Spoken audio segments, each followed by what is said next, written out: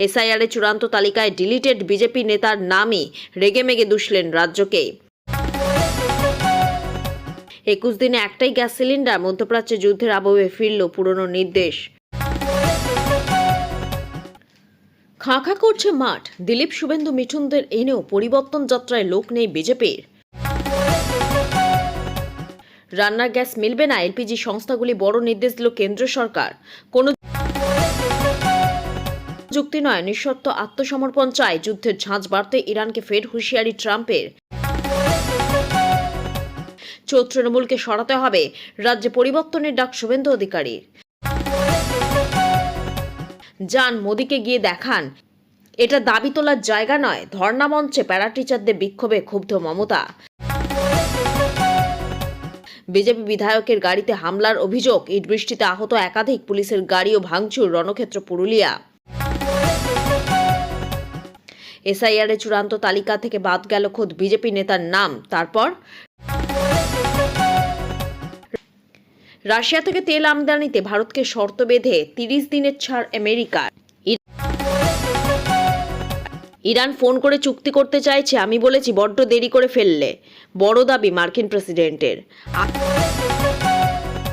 আগে এটা শেষ করতে চাই, ইরান প্রসঙ্গে ফের হুঙ্কার ট্রাম্পের। কিউবা শুধুমাত্র সময়ের অপেক্ষা। ভেঙেই পড়েছে সুখোই 30 MK যুদ্ধবিমান, 60 কিমি দূরে আছড়ে পড়ার সময় বিস্ফোরণ, হদিশ নেই 2 পাইলটের।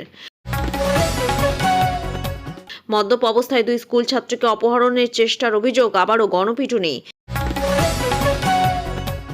আঙুল কেটে বাদ দিতাম, জ্ঞানেশ কুমারকে হুঁশিয়ারি কল্যাণের। ছেলে ধরার সন্দেহে আবারও গণপিটুনি, উদ্ধার করতে গিয়ে আক্রান্ত পুলিশ, আবারও ঘটনাস্থল তেহট্ট। রবিবার থেকে বাংলায় হাওয়া বদল, খেলা শুরু বৃষ্টির, ভিজতে চলেছে কোন কোন জেলা। বাংলার বিজেপিকে একঘরে করতে কৌশলী অভিষেক, ধর্ণা মঞ্চে হুঙ্কার, এবার বলতে হবে সত্যি ভেবে মিথ্যের ফাঁদে। হেলিকপ্টারের ছবিতে বোমা, ইসরায়েলকে বোকা বানাচ্ছে ইরান। ভোটের আগেই কেন রাজ্যপাল বদল, মুখ খুলে চমকে দিলেন শুভেন্দু। 10-12 হাজার টাকায় সংসার চলছে না, মমতা বন্দ্যোপাধ্যায় ধর্ণা মঞ্চের সামনে পোস্টার হাতে প্যারা টিচারদের বিক্ষোভ। ওমান উপসাগরে তেলের ট্যাঙ্কারে ড্রোন হামলা, মৃত 2 ভারতীয়। 2 বা 3 বেশি সন্তান হলে 25,000 টাকা দেবে এই রাজ্য। পাকিস্তান রোগ আর কপিল দেব ডাক্তার, চিকিৎসকদের হঠাৎ এই কথা বললেন কেন যোগী? কোচবিহারে এসআইআর চূড়ান্ত তালিকায় নাম রয়েছে বাবা মার, দুশ্চিন্তায় আত্মঘাতী বিচারাধীন ছেলে। দেশের মধ্যে প্রথম অনূর্ধ্ব 16দের জন্য সমাজ মাধ্যম নিষিদ্ধ করার পথে কর্ণাটক। বঙ্গে ভোট প্রচারে বড় হাতিয়ার লক্ষ্মীর ভাণ্ডার প্রকল্প, বাম ডান সব পক্ষই সরব এটি নিয়ে। রাগ করবেন না, আদর করে বিজেপির গাল টিপে দিন, ধর্ণা মঞ্চে মমতার পাশে কবির সুমন। 60 লক্ষ বিবেচনাধীন ভোটারের মধ্যে এ পর্যন্ত নিষ্পত্তি 7.5 লক্ষের মতো, জানালেন সিইও। আরও বিচারক নিয়োগ শনিবার। এতক্ষণ শুনছিলেন সংবাদ শিরোনাম, এবার আসছি বিস্তারিত খবরে। ভিডিওটি ভালো লাগলে লাইক করুন এবং আমাদের ইউটিউব চ্যানেলটি সাবস্ক্রাইব করুন। কোনো চুক্তি নয়, নিঃশর্ত আত্মসমর্পণ চায়, যুদ্ধের ঝাঁজ বাড়তে ইরানকে ফের হুঁশিয়ারি ট্রাম্পের। আর কোনো চুক্তি নয়, এবার নিঃশর্ত আত্মসমর্পণ চায়, মধ্যপ্রাচ্যে যুদ্ধের ঝাঁজ বাড়তেই ইরানকে ফের হুঁশিয়ারি দিলেন মার্কিন প্রেসিডেন্ট ডোনাল্ড ট্রাম্প।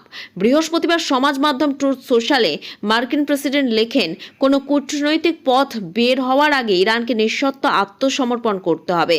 যদি ইরানে একজন ভালো এবং গ্রহণযোগ্য নেতা নির্বাচিত হন, তাহলে আমেরিকা এবং অন্যান্য মিত্র দেশগুলি একসঙ্গে কাজ করে দেশটিকে ধ্বংসের মুখ থেকে ফিরিয়ে আনতে সাহায্য করবে।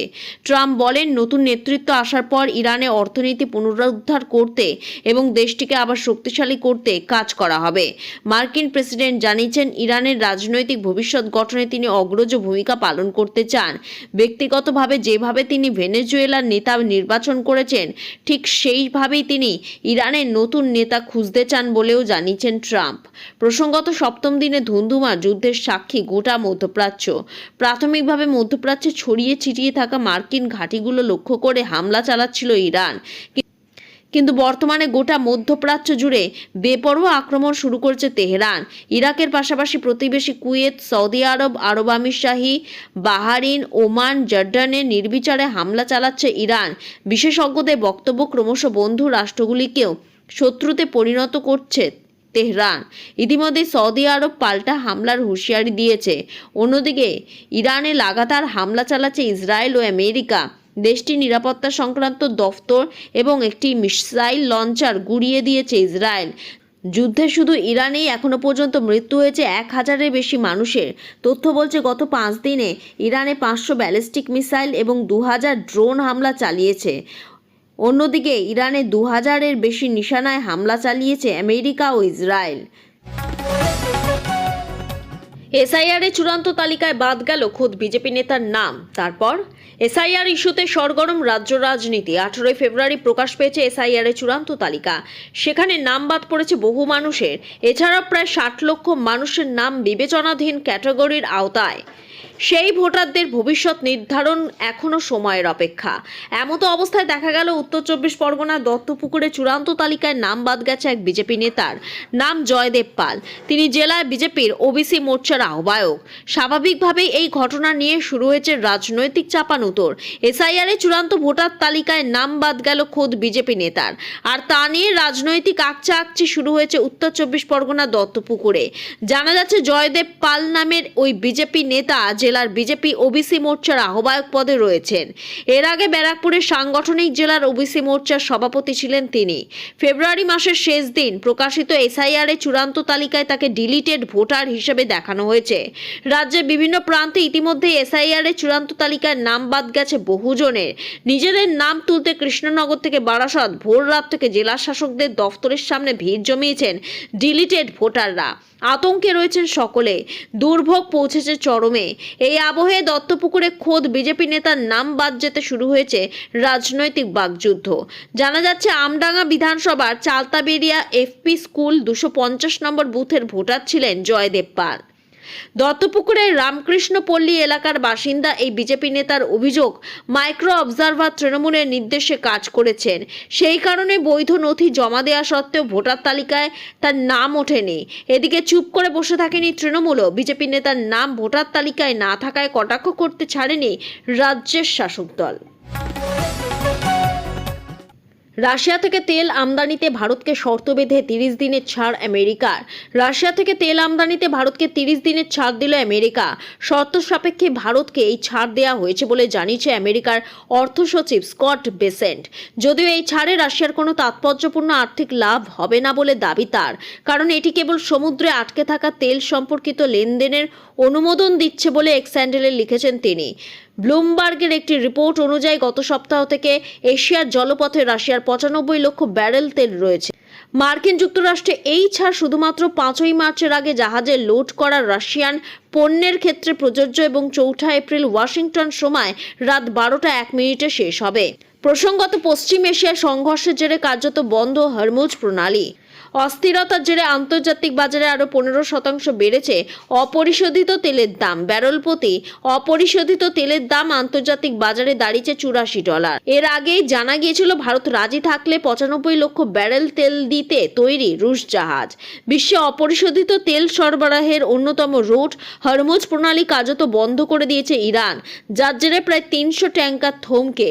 যুদ্ধ দীর্ঘস্থায়ী হলেও অপরিশোধিত তেলের দাম $200 ছাড়িয়ে যেতে পারে বলে আশঙ্কা প্রকাশ করছেন বিশেষজ্ঞরা, যার প্রভাব পড়বে ভারতেও।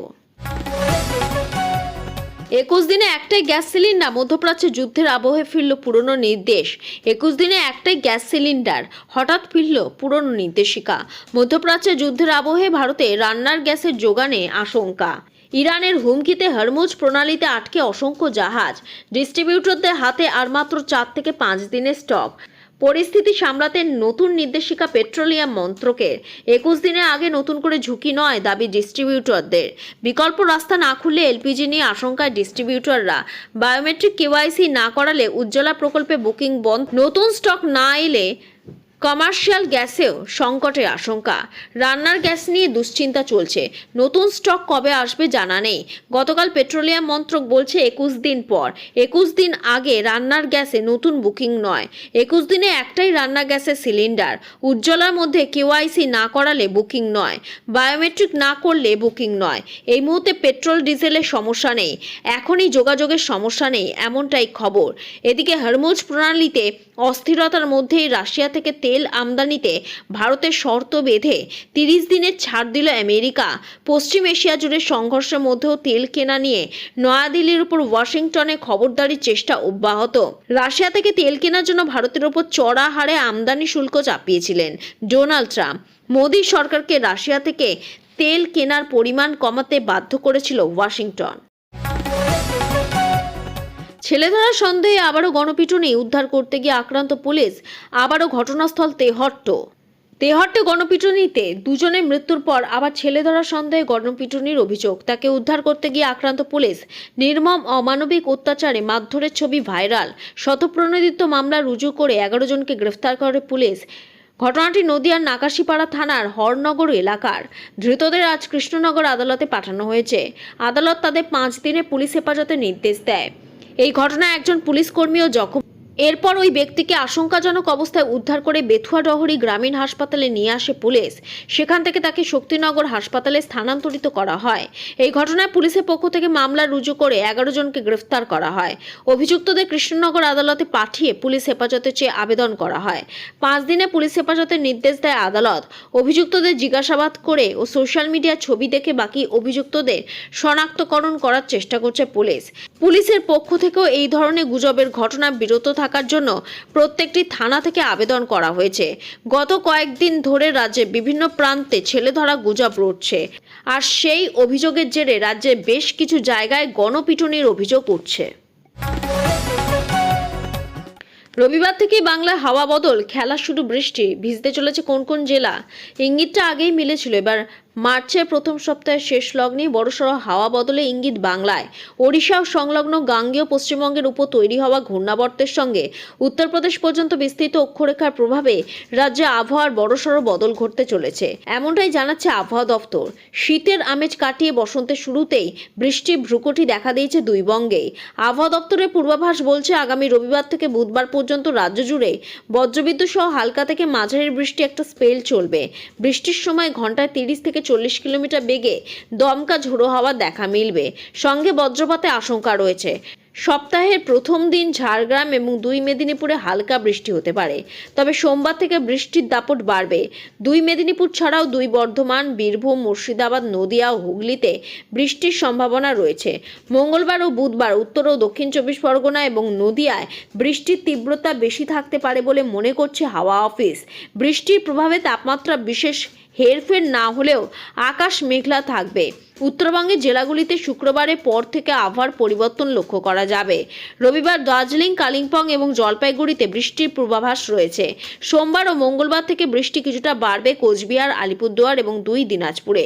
হালকা থেকে মাঝারি বৃষ্টি দেখা মিলতে পারে। সেখানেও বৃষ্টির সঙ্গে 30 থেকে 40 কিলোমিটার বেগে দমকা বাতাসে দেখা মিলতে পারে।